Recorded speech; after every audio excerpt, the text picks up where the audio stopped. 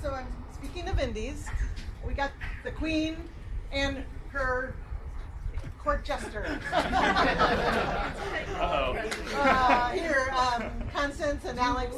Constance is spinning the universe on Facebook. You should all be on that Facebook page because you guys post so much.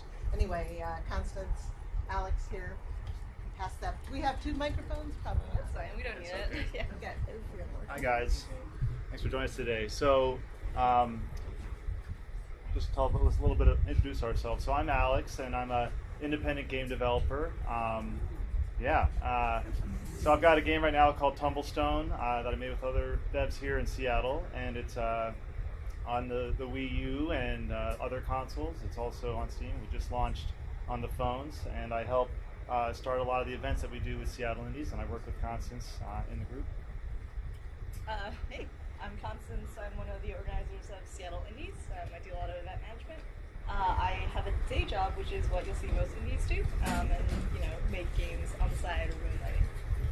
Okay, do you want to get? Yeah.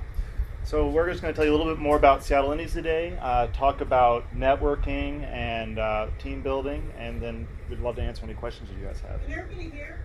Yeah. Okay, great. And That's a no. I don't think the mic's actually on. yeah, I'm not sure this is on, but It's on. Just speak louder. Got a lot of game on it. literally Can we pop that up a little bit? Yeah. Alright. And do I press space? Yeah, it's space or click, doesn't matter. All right. So to start, I'll talk about who we are. We're a nonprofit. We just recently became a registered nonprofit. We are volunteer-driven. So in fact, Constance and I, we don't draw any salary or anything like that. We and the other event organizers are doing it all for the love of independent game development. And the goal of the group is to help independent game developers, find success in their craft, and that takes different forms. It can be, at the beginning of a project, finding teams or finding the right idea, through the project, getting critique and feedback, and then all the way to the end with something like the Seattle Indie Expo, which we'll talk more about, which is our annual big blowout where we showcase some of the highlighted games of the community. We're inclusive, so Constance mentioned that she had a day job. I used to have a day job. It's not some sort of snobbish thing where only people who are willing to sacrifice everything to make games should join, or if you're a beginner you shouldn't join or something like that. There's room in the group for everybody, and I hope that people can learn from each other, even if it's somebody new coming in, helping somebody who's more experienced see it from a different perspective, or the other way around. And we have a number of events to the goal of helping developers grow from their first title to hopefully being commercially successful indies. So one of our main groups is the Indie Support Group, and this is an event that happens every Saturday. This is a great event to go to if you guys have a game that you're working on the side right now, in between classes, and maybe you're getting stuck, especially if you're using an engine like Unity or Unreal. You can come, bring your laptop, do work, alongside a bunch of other people, and if you get stuck, there's usually somebody there who can help you with your question. The other reason this event exists is that if you're a weekend warrior, like I used to be, it's hard to have the discipline to find time to work on your games in between all the other responsibilities that you have. And so the idea is, okay, for this 3-hour period, you're going to not play, video games, and you're not going to watch TV and YouTube and whatever. You're just going to go and get something done. And then we have the critique circle. So the critique circle, the idea there is that all of us would benefit from getting more feedback. And it's really scary to get feedback because people will tell you your game stinks and what's wrong with it. But the earlier you can get it, the better your game's going to be. And so once a month we meet, and you get an opportunity to show your game off to a small group of people, friendly people. They'll play it and they'll give you the top of the mind. And that's really great, especially for things like trying to figure out, are the controls clear, is the UI clear, some of that kind of stuff. We see games come in and they're not clear at all, and then they come back a few weeks later and they're much better. So definitely recommend that if you're further along. perhaps maybe of most interest to some of you guys would just be our game jams. So every year we do a global game jam. We host a site for the global game jam. We've also started doing some additional game jams, and all this information you can see on our meetup website. Basically, a game jam is a 48-hour game-making competition where you come in, there's usually a theme that you find out on the first day, you break out into small groups. Sometimes you might come with, people that you know, say some of your classmates, but a lot of times it's an opportunity also to meet new people and try new teams. For example, for Tumblestone, I knew the people that I was working with, but we weren't, this was our first game as a group together, and we used the game jam as an opportunity to try out a new idea, and by the end of that we liked it so much we wanted to keep going. So it's a really good way to test both, a new game idea and also try on new teammates and build that trust and so forth. So we actually have a game jam coming up, I think, in November. We're working with the Earthworks, or it's going to be an environmental focused game jam. So that'll be pretty cool. I think it'll be hosted in UW, so might want to keep an eye on our Facebook page for more news on that. Yeah, definitely. I mean, they're a lot of fun, so I really recommend for everybody, try to get a game jam in at some point. And the global game jam is a great way to start too. And so then we do socials. So these are pretty straightforward. They're just an opportunity for people to get in the same room and interact and chat, catch up with each other. A big aspect of the independent gaming scene is relationships and knowing each other. And that happens slowly and one conversation at a time. So we have events here in Seattle and also in Bellevue each month, once a month, where you can go and do that. And so, you might have a drink, or you might just sit and share what's new with you and so forth. And that's sort of the informal way, the informal mechanism by which you can start to build those teams and networks, in contrast to, say, the game jams, where it's you're being put into the crucible and you're going to come out the other end. And then there's the expo. Maybe I'll let you talk about the expo. Yeah. Okay, shameless plug. This is totally coming up this Sunday. Yeah. And it's totally free. Even if you don't have a PAX badge, you should come check it out, see what kind of games, independent game developers in Seattle make, and talk with them. They're always super willing to chat, about why they made decisions, what was the inspiration behind their games. This is one of the, in PAX you probably don't actually get to talk to the developer of the game themselves. In Six, you absolutely do. We make that one of our criteria for showing there. Yeah, and also maybe you guys can submit to Six someday, I'm just saying. Where's it going to be? It is going to be 3 blocks from PAX at Motif Hotel, so it's super close. Well, I just want to add this one. I was just going to say, I went last year. It was a lot of fun. I really glad that I went at all. We have air conditioning this year. It's going to be Thank amazing. you. Yeah. It was so hot. Trust me, I know. It's going to be bigger, better, and cooler. Sunday, just Sunday. Yeah. How many games do you have there? 25. Yeah. Question for you guys. The indie community that you guys work with, is it usually just digital games for mobile or consoles, or do you have tabletop and dice type stuff too? Yes, we had, I think, 6 tabletop games apply this year. Only one got in, unfortunately, past our jurying panel. But we do love tabletop games. We have also 3 VR games this year. So we had someone almost try and submit with a special VR bike. That was pretty rad. Yeah, we take all kinds of games. But to build on that, I would say that the group as a whole skews on the digital, but certainly board games are welcome. You may have already discovered there's a lot of great board game groups also in Seattle. So, we could look up some for you, but yeah, by all means come. But yeah, just to put a cap on the Seattle Indie Expo, I think, if you guys are working on games, we'd love to see you submit them, and I do think that's one of our great services is to help game developers go from the conception to actually showing it in a setting with members of the public there, members of the press and platform owners. And it's a much smaller scale than something like PAX. There's no big monetary investment, or even in the scheme of things a huge time investment, but it is a great service. So if you're working on something, definitely keep that in mind. Maybe that's worth aiming goals and deadlines to hit that submission, I think, especially if it's your first time making a game of that scale. And also, I think we have 1 Digifan game here this year, so you guys gotta step up your game. Yeah. I'm sorry. Too competitive. Yeah. All right. So the next part of our presentation.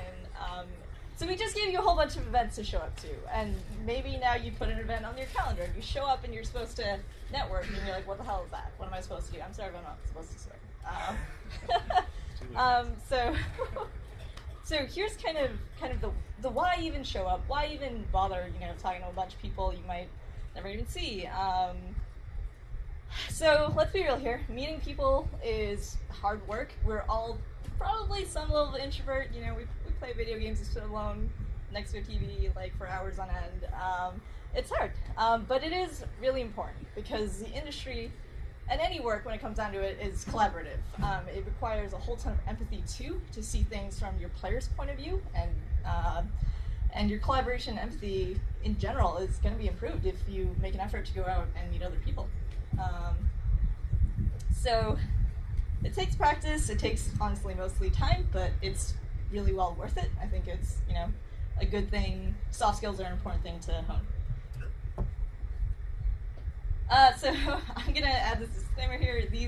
This advice I'm about to give you is also mostly going to only apply to the indie scene and also mostly to our events.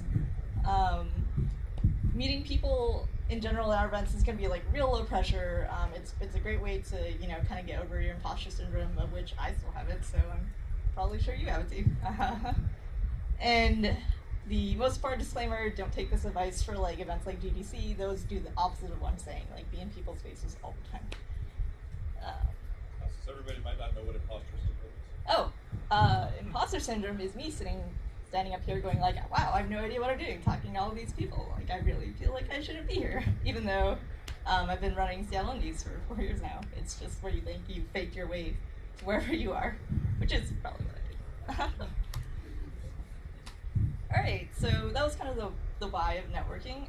The how, or the kind of four important bullet points I want to hit is when you're talking to someone, when you're meeting someone for the first time at our events, just remember, the best thing to remember is it's not about you.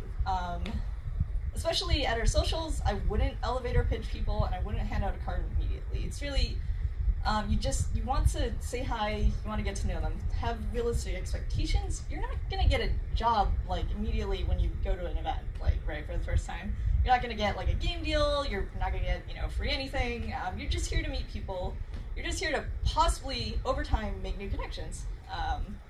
Be interested in people, not what they can do for you. I mean, maybe this kind of goes without saying, but people can kind of tell when you have your schmoozing face on, and when you're oh yeah, no, and then let me tell you more about myself and my game, and that's kind of a turn off when you're at a more just social event where you're just meeting people and hanging out. It's basically treat it like you're trying to make new friends who may eventually refer you to a job someday down the road. It's possible, but don't expect it.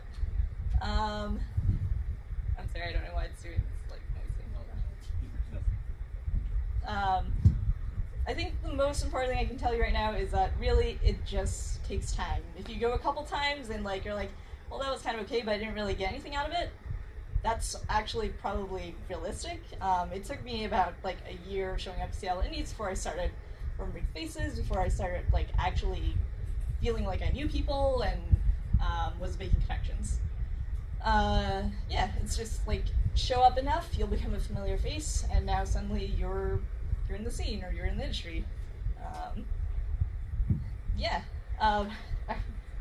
Sad personal anecdote time. I started out just like you guys. I was a junior or senior at DigiPen. I'm sorry. I was basically a total nobody. I was hey guys, I'm here, I'm a student. I made one game in my student class, and just kept showing up. Eventually, an opportunity to help out or volunteer came up with 6, and now I'm running it. And now I'm still baffled that I'm sending emails to people at ID at Xbox and Amazon App Store on a daily basis. I'm just how did I end up here? I'm not sure. If you just show up, you're friendly and you're reliable and you're willing to help when you can, people will remember that. People will remember you. That's kind of all it is. Cool. So I guess if we boil it down to 3 key points when you're actually, at an event talking to people, I would say these are the things you should do. You should listen, definitely. People can kind of tell when you're just talking and waiting for the other person to stop talking so you can keep talking again. So listen, like, be ready to actually respond and engage. Ask questions. People love talking about themselves. People love being asked questions, especially like really open ones, like, what do you do? What are you working on right now? Like, what game are you making, or what game do you want to make? What games are you playing? We're all gamers. We all love talking about, or should talking about games, yeah. And mix. I would say this one it's hard to do. I struggle with this one too. But focus on meeting a variety of people. Like, try and meet everyone in the room rather than just like meeting like this one cool group of people and then like kind of staying stuck there for the rest of the night. That's maybe fun, but it's in the end, like, I think it kind of hurts you. All right. I think that was it. Wow, I can't believe that. I'm sorry. Questions? Yeah, I think you saw your hand first. So, I know there's a lot of things in this side of the park. Uh-huh. There's quite a few of us who right now. Is there any info or are there any events coming up for us that we don't have to make? I don't know off the top of my head of a game dev meetup group in Port Orchard. I do know one in Tacoma. Is that any closer or more helpful? Yeah, I'm sorry. That's kind of a... Yeah, the East Side Meat and Drink is our best one for you, but it's not. Sorry, I saw your hand too. Yeah.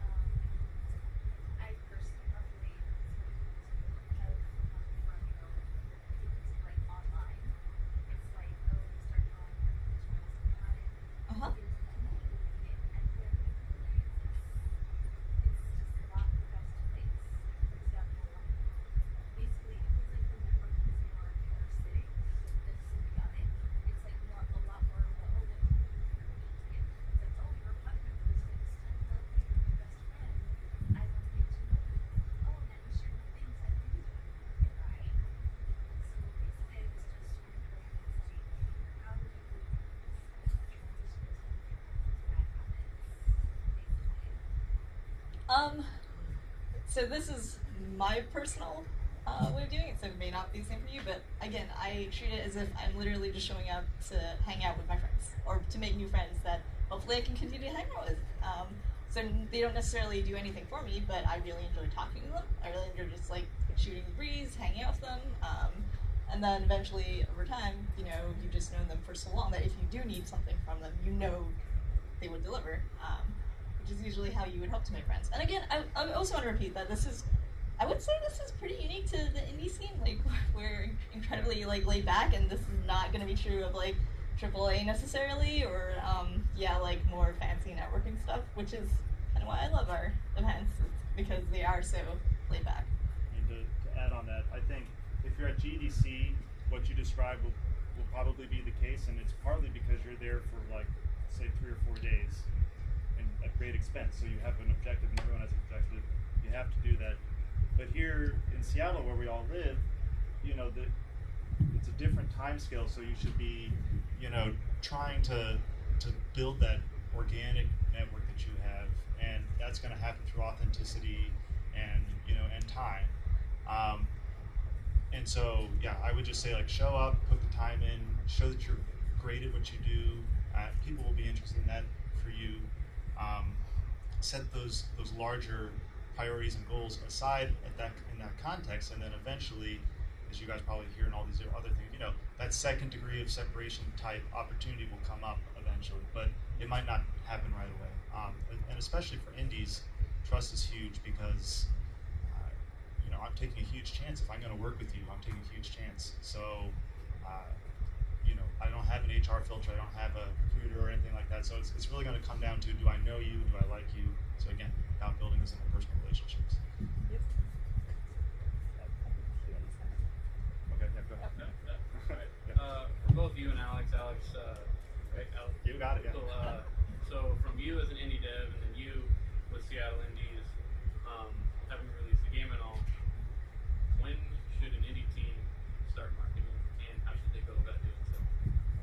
Yeah, so I just before here came from a little talk in my office where we were discussing that, and the answer was basically when you're deciding on what game you were going to actually make, so like basically day one, the question of marketing and how you're going to stand out in the marketplace should be on your minds. So for example, local multiplayer games become a very competitive and difficult market. So you might, as a consequence, say, I'm not even going to do that at all. Like even if you love and have a great idea for local multiplayer, just right from the beginning. So setting aside like designing the product with that in mind, I think in terms of like actual energy you're going to spend, how much should you spend? From almost the beginning, it's probably worth spending 1 day a week or 2 days a week. You know, it's a lot. You know, tweeting, building, you know, going to events, showing people. It can take different forms, will depend on the game and what your goals are. But yeah, in today's market, really early. Yeah, stuff you might not normally think of as marketing techniques, such as devlogs, screenshot Saturdays on Twitter, use a hashtag. Stuff like that is all marketing.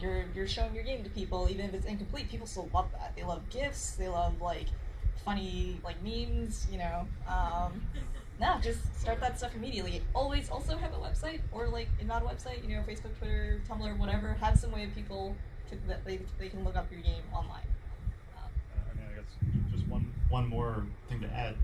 If you're like me and you're not, you know, you don't love tweeting all the time or, you know, posting memes or whatever. You know, some people are really good at that and others aren't. So I'm in the second category.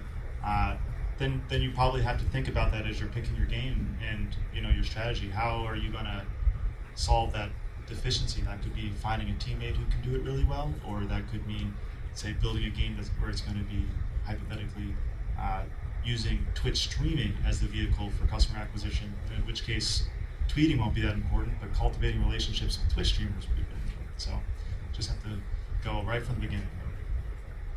I saw someone. Yeah, somebody in the...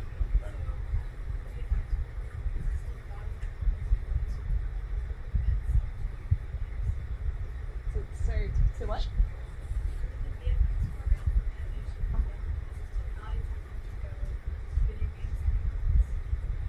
So my gut reaction is yes, although I tend to think indies may have a more difficult time figuring out how to plug you into their lives. Like, we don't have as much specialization, and we don't often have, you know, as many special effects and VFX and so forth. But we also tend to skew programmers, so an artist, you know, might actually stand out in that context. But certainly, I would think of the, you know, the GDCs of the world and so forth. There's a lot of VFX people there, so. All of our artists in this school have a lot of crossover ability. So while you are specialized in VFX, like the basic skills that you're learning do have a lot to go back and forth with what the game artists are doing as well. And as we see more and more of it, especially as we start to see more, especially Unreal, but as we start to see more of that, like those particle effects and some of the stuff that you see a little more out of VFX is starting to come into it more. And the rise of Houdini is going to be pretty tremendous. So I would say yes. Like. And again, as we're going to hear, it's who you know. You're hearing it from Alex and Constance. You're going to hear it from every other speaker who's going to come in this year. That it's about who you know. And so you don't know what other VFX film people are going to be at that Indies thing, or who might later have gone to work at a studio and you met them at Indies. Or, yeah, go. And the crossover thing is important. I mean, in the context of indie game developers, you know, you might be a very artistically talented person, but perhaps short sell yourself, you know, in certain dimensions on that, thinking that you're best at VFX. But then you come to a room full of programmers and you're going to be like walking on water because, you know, I can't scribble anything. So yeah, you know, I think if you're motivated and you like the idea of making games, you're open to that, show up, and again, like, be authentic, show and demonstrate great work. Those are really key things.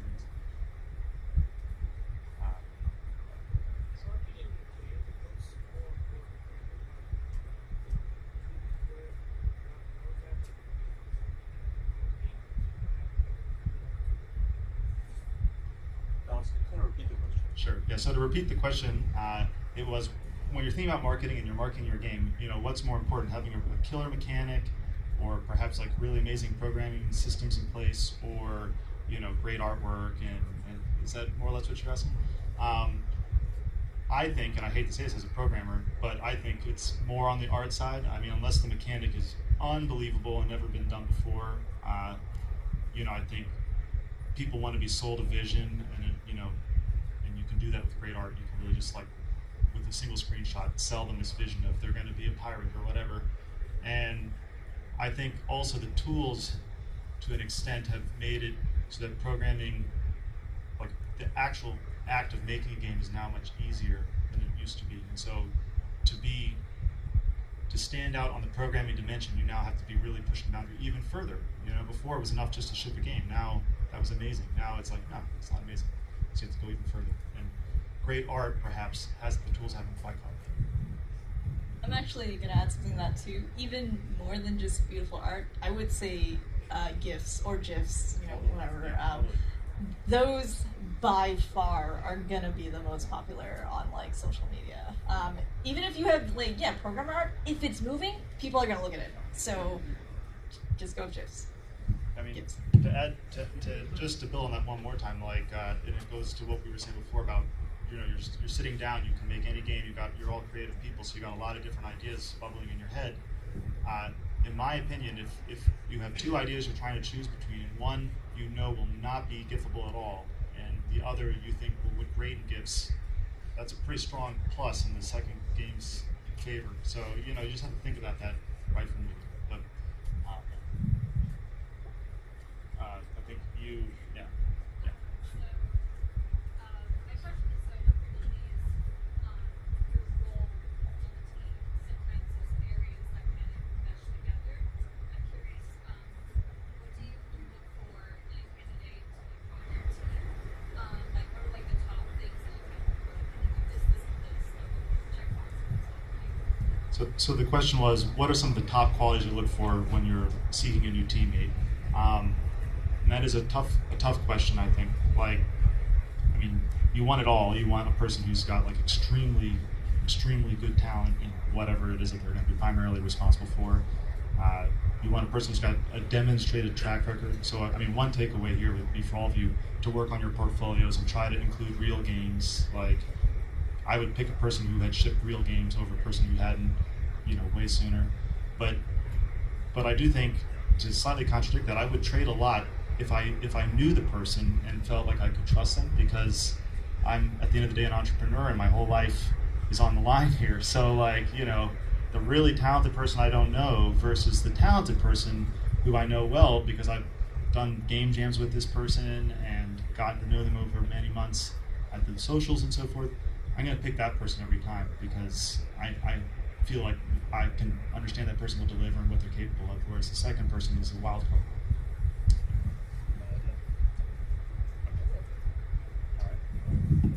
How large is your team now, and what you've seen, what is the average size? So my team, for Tumblestone, the core team is 4 people, 1 artist, 3 programmers, and we contracted out music, we contracted out sound, so that would grow if you counted all those different people.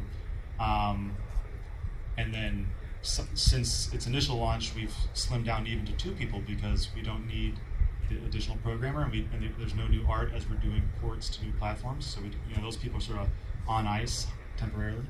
I think the economics of game development force you to go smaller. So if you can do it with 2 people, that's like way superior. You can do it with 3 or 4. Once you take something of 4, 5, 6 people and you start talking about sharing that, the revenue amongst that many people, and you start putting projections that you come at by whatever means, the money disappears very fast, and so it doesn't work. Whereas with 2 people, it might still be viable. There are different scales, obviously. Like, I'm at the very smallest end. There are people, maybe they get funding or they get some big hit or something that allows them to operate at a larger scale. Like in Vancouver, there's Clay, and there are probably like 30 people or something like that. But that's hard, I think.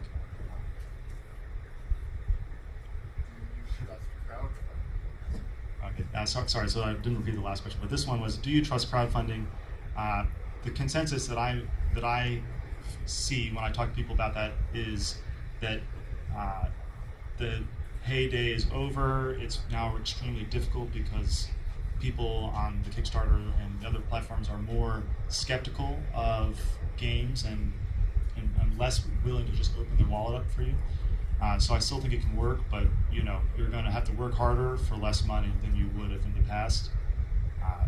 I would say like that would not be my first choice. I think a reason to do it though, to lay it all out, would be that to the marketing question before, we're all trying to ask ourselves as we're developing our games, does anybody want this? Is it going to be a hit or not? And if you fail a Kickstarter, you got a pretty good answer that it is not going to be a hit and no one wants it. So at least you can stop, you know, right then and there, instead of spend 2 or 3 years and then ship the game and then it fails anyway. So, I mean, I would maybe use it in that sense. All the way back.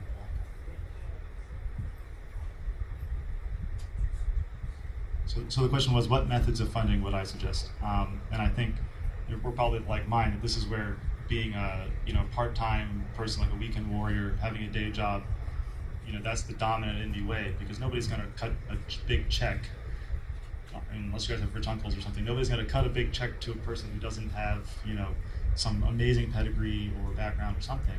So if you're just starting out, you've got to self-fund, and there's crowdfunding, but that's really difficult. And so generally it falls to your shoulders to save money and put it to that. So if you can work at, say, one of the big tech companies in the city, it's just easier for programmers. But if you can do that, then you can save a lot of money. And that's what we did. And then use that later to maybe take time off from work or hire people and so on. So to toss an anecdote in there, I recently talked to an indie studio on the east side called House of How. They have like 10 to 20 years of like AAA and Microsoft games studios between them. They still self-funded themselves for their first game. And their strategy is, so this is their savings that they're currently riding off of for their first game. Their goal is to make enough from that game to continue making games. And another studio I think is Hairbrained Schemes. They're a big indie in the Seattle area. They just make enough every game to keep going. It's never a question of, hey, am I gonna retire a millionaire like the Stardew Valley guy? No, it's just, do I have enough from my first game to keep making another game? And then eventually maybe one of your games will hit it big, like the Stardew Valley guy. You don't know. We have 3 or 4 alumni out at Hairbrained, and then Mitch Kettleman, one of their founders, sits on our advisory committee, and Jordan Weissman, who's their other co-founder, was our commencement speaker last year. So. You like Hairbrained? Yeah. They were big Agreed, yeah. Go ahead.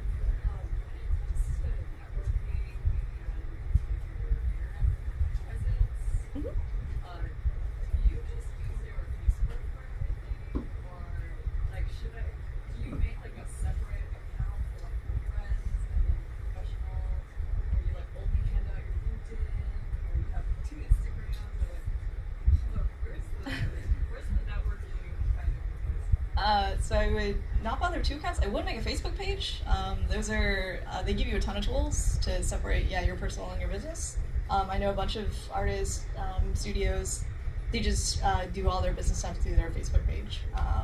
For Instagram, I'm not too sure about that. You probably could make 2 separate ones, especially if you're an artist. For LinkedIn, no, I would just stick with one LinkedIn. That's going to be much simpler. And just honestly give that out to everyone. Nobody really... Yeah. Yeah. And it's really easy to do. And Twitter too. I wanted to ask, what is your opinion, either Ben or what's your opinion on letting just the general public play or products such as alphas and things? I mean, it's very common for the founder pack thing to be a big, ho-hum kind of like crowdfunding thing, but the thing that I'm curious about is, you mentioned earlier that having more people mess with it will teach you more. And I have been a firm believer in the idea that if it doesn't feel good when you start sprucing it up, then it's probably not going to do well. What are your guys' opinion on that nowadays? Would you just hand out an alpha to people? Would you say, hey, here it is, come download it, let us know what you think, it helps? Well, what's your thought on that? So I think it's evolving. Like, there's a local company called Tiny Build, which has got a beta for a game called I believe it's like Hello Neighbor or something Neighbor. And I think anybody can go buy a beta key. So that's like pretty interesting that they have it. But but I think that the terms need to be a little defined. Like beta for them is a very high production value thing. It's not, it's not like they spent a month or something, So I think I would not advise a person necessarily to like indiscriminately share a really early version, because people will form opinions and that will hurt you. So if it's very early, things like the critique circles, Six, these other venues where you can share it with experts who will tell you yes or no is the way to go. And maybe you could do things like, solicit strangers on the internet. That's fine, like in small controlled numbers. But then later, as the game, like the term I would use is like when you have the vertical slice kind of in place, so it's like it looks pretty close to what the final version is going to look like, but it's just a small slice of the content versus the full planned content. Then I would say that would probably be a good point to start to do things. And it's exciting because the Tiny Build guys are funding a lot of money for the development of this game via that mechanism. So it's sort of like a new alternative to crowdsourcing, or crowdfunding rather. So the recommendation I would give is not necessarily general public and not necessarily just throw it online, but it is important to get the opinions of just total strangers who don't give a crap about your feelings. Like if you show it to friends and family, they're gonna be like, oh, yeah, I can see what you're trying to go for. But people don't know you. They're not gonna coddle you at all. And it's more if you can watch over their shoulders. This is why I don't advise I prefer not to do internet things over having feedback in person. Just don't say anything. Don't ever justify what you did. If they're stuck, don't say anything. Just watch what they're doing and figure out where they're struggling. That is going to be incredibly valuable. Is just seeing what they're doing. Don't say a word. Don't intervene. Don't try and help them. Figure out where people are getting stuck and write that down. Oh yeah, and we do have quarterly show and tells. Those are a great place to not get general public feedback, but like game devs will be going around and playing your games. That's a great place to get that kind of over the shoulder playtesting session. Thank you. Yeah. So if you have an idea for a game where you have the skills and or resources to really start on the project, what would be your suggestion for maybe getting that project off the ground? So I mean, in this role where you don't have the skills, so it means that you need to probably hire people to do it. If I were to try this, which I don't think I would necessarily advise this, but if I were to try this, I would get an artist who I thought was really talented, whether somebody you met here or somebody you found on the internet, to make concept art that was unbelievable, really sold this vision, and then I would go to the crowdfunding platforms and try to do it. You don't have a team there, so it's going to be very hard to sell to potential backers that they should do it. But maybe if the vision is really good, at a minimum, if you did that, and let's say you didn't even do crowdfunding, but you put that out on Twitter, this concept art, you put it out on Reddit or wherever. If nobody cared, at least you would have told yourself, this is not as interesting as I thought it was. And so you could probably do that on the cheap. Compared to building a whole game. So that might be how I would go. But yeah, I mean, another answer is just start building that team. So you need to get the skills to do that. I mean, also, if you just kind of want to get a playable prototype out to convince other people, you can look at, there are a ton of sprite assets out, not in the Unity store, but there's a really big one on Reddit. Kenny, somebody has an amazing asset bundle that's totally free. Stuff like Game Maker is sometimes shunned, but honestly, it's a really great way of just making a prototype game or making a quick game. And there are a lot of successful game makers. Oh yeah, so they're actually. if that's what works, do it. Yeah. Yeah, exactly. Yep. Awesome. Oh, I guess. What up? Hey, buddy. Both you guys. So social media, let's say I want to build a community for as an indie company or just for a game, how would you guys go about all the social media platforms building a community, starting from nothing and then building it up? Because I don't want to be one of those stupid Twitter accounts that doesn't follow 500 people just to follow. That's part of the answer. I haven't done that. So wait, you want a community or do you just want fans and followers? Do you want people to actually engage with you? People to because you need to get your game out there, and you need to have someone see your content at some point. So how do you get some, like, a community large enough, or fans or followers to see what you're doing? How do you build that? How do you get people interested? I would say there is no one best social media platform for that. You have to take both Facebook, Twitter. I would actually strongly recommend itch.io if you want an actual community that's giving you like feedback constantly and actually following your game. And there's no shortcut, honestly, to content. It's just consistently making good quality posts, not just like stuff with like a bunch of hashtags in it and no actual media or no actual updates. Or you yeah, it's great to have funny jokes if your Twitter is entirely funny jokes. Like, that's not great. Yeah, I mean, it's consistency. It's actually having updates, and then eventually over time you will get something of a following. It's sorry, I don't have like a magical trick for you. I think you guys have already said this one word: authenticity. That's So it. the more authentic you are when you meet people one on one, that's gonna be way more important. No matter wherever you are, the authenticity. Otherwise, you get teased. Just to beat this horse, but I think it's difficult to accept, again, as a programmer and a guy who thinks about like what are the steps I can take, how can I break this down into a process that's repeatable. That's what I want. But I think that the reality is you just have to make something that's really stands out and that people really want. And that's a brutal message, because having made a lot of things that didn't stand out and people didn't want, but I thought were great, it's hard, because you're like, what are the things that I'm doing wrong? Why am I not getting Twitter followers and so on? But I think you just have to be brutally honest with yourselves and just keep iterating until you find that thing that really connects. And when it does, then you have the wind in your sails. And these problems of like, should I be tweeting once a day or twice a day? Those are like little rounding errors on the fact that people really want what you've got. And so they're telling you you don't completely mess your website up. They're telling you by subscribing to the newsletter or going to the Twitter feed or whatever. So I would just say, like, if you're finding it really difficult to get any traction, nobody seems to care. One hypothesis is I just stink at getting people to care, and then another hypothesis is actually just nobody cares. Like, they never will, no matter how long I spend. So I think you can rule out that first hypothesis pretty quick if you do the right stuff of having a press kit on your website, sending it out, to some of the right venues and so forth, members of the press and things like that, submitting it to SIGs.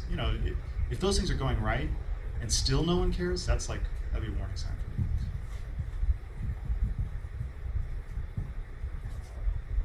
Give a hand, everyone.